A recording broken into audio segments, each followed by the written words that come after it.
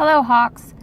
Today we are going to read pages 10 through 19. And as you can see, I have made some notes. I'm not going to expose those notes to you until we are done with this first poem. And ironically, it's called First.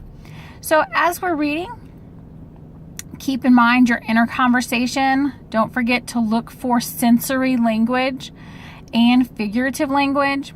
In addition to those two things, I want you to keep in mind the plot diagram that we talked about in the fall.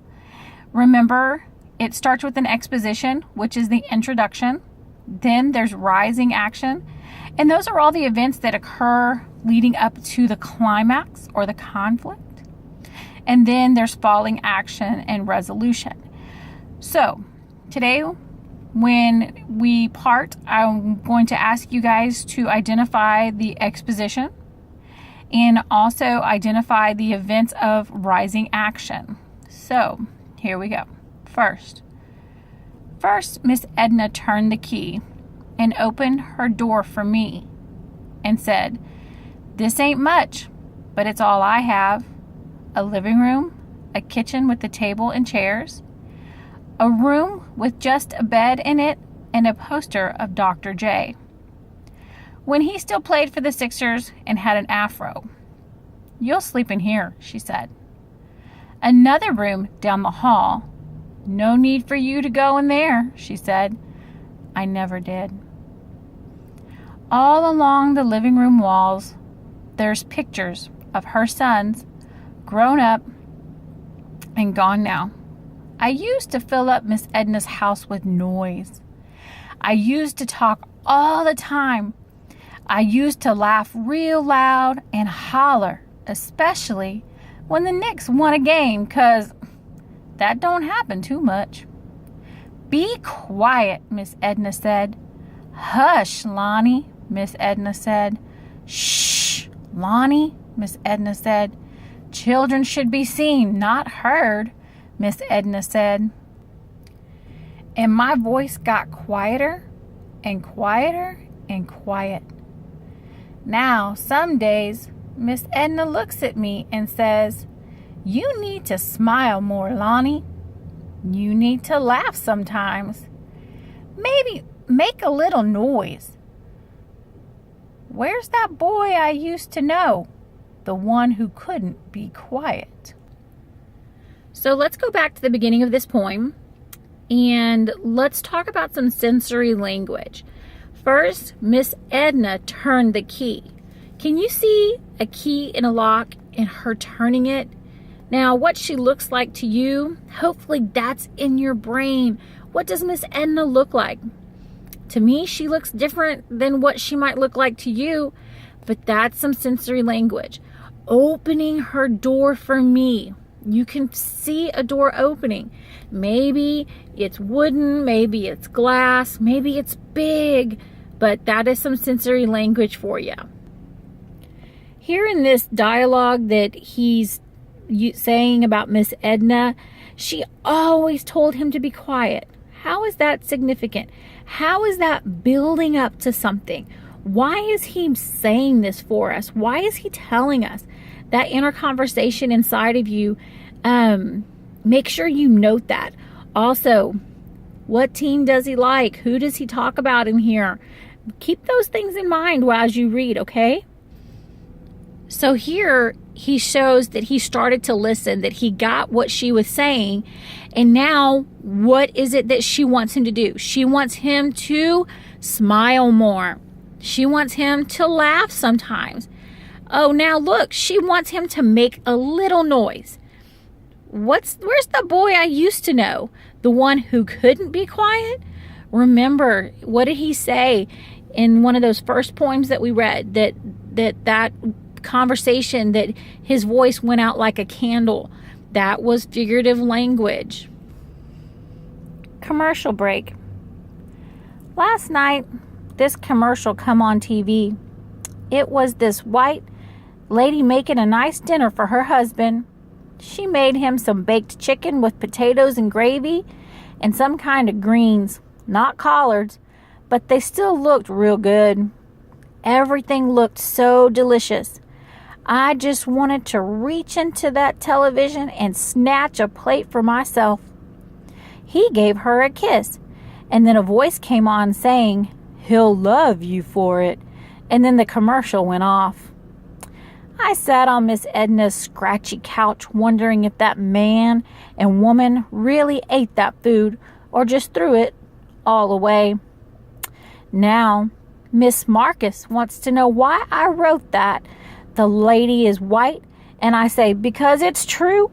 And Miss Marcus says, "Lonnie, what does race have to do with it?"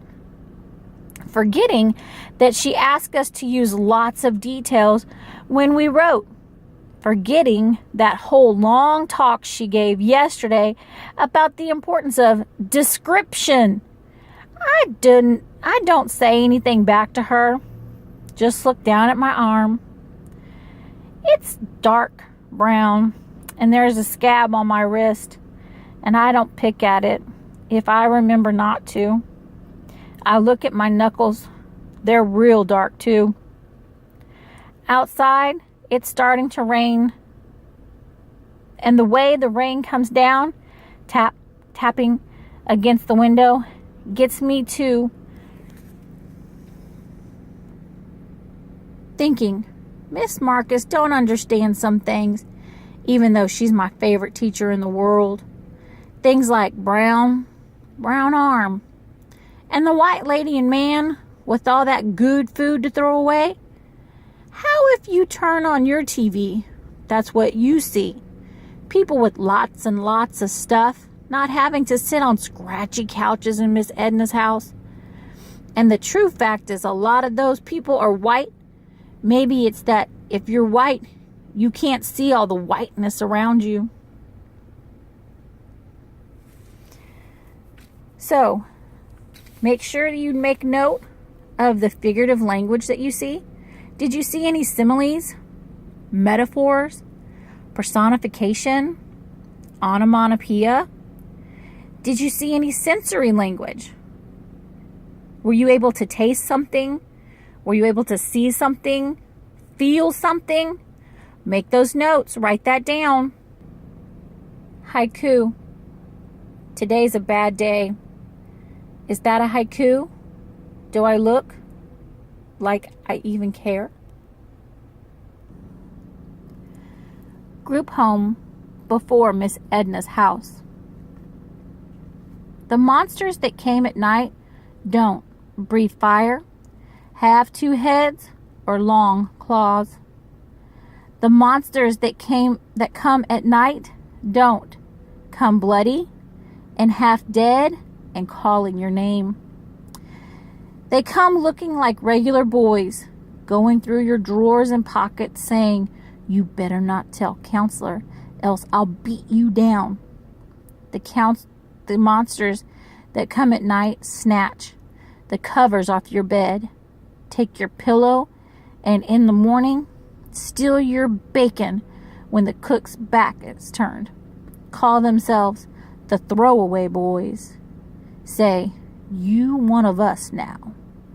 When the relatives stop coming, when you don't know where your sister is anymore, when every sign around you says, "Group home rules, don't do this, don't do that."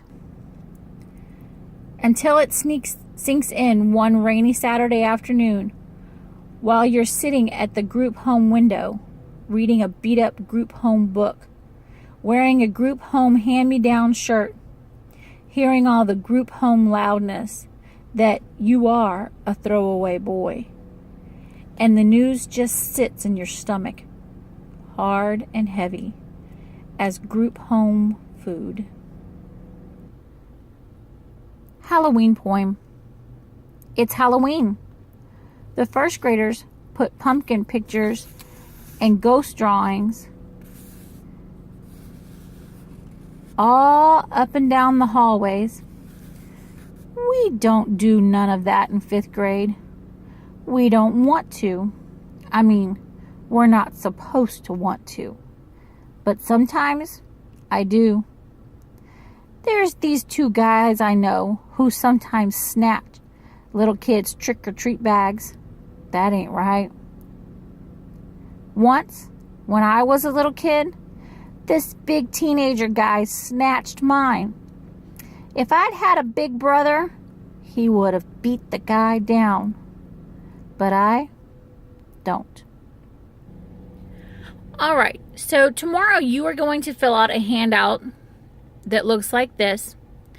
Notice you are supposed to identify the exposition, the introduction, the setting, the characters, and the rising action, the events that are leading up to the climax, that lead you up to what the conflict is. So you're going to have to label the diagram and write incomplete sentences. By watching this video, you're going to have the opportunity, the insider information on what is going to be expected. So go ahead in your reader writer notebook and do that now. Also, make note of the figurative language and sensory language that you identified while reading pages 10 through 19. As always, if you have any questions, you're more than welcome to email us on your 365 email or ask us as soon as you get to school. Don't forget, there will be an entry ticket into class. Hopefully you paid enough attention and did your notes so that tomorrow is so easy for you. Have a good night, everybody.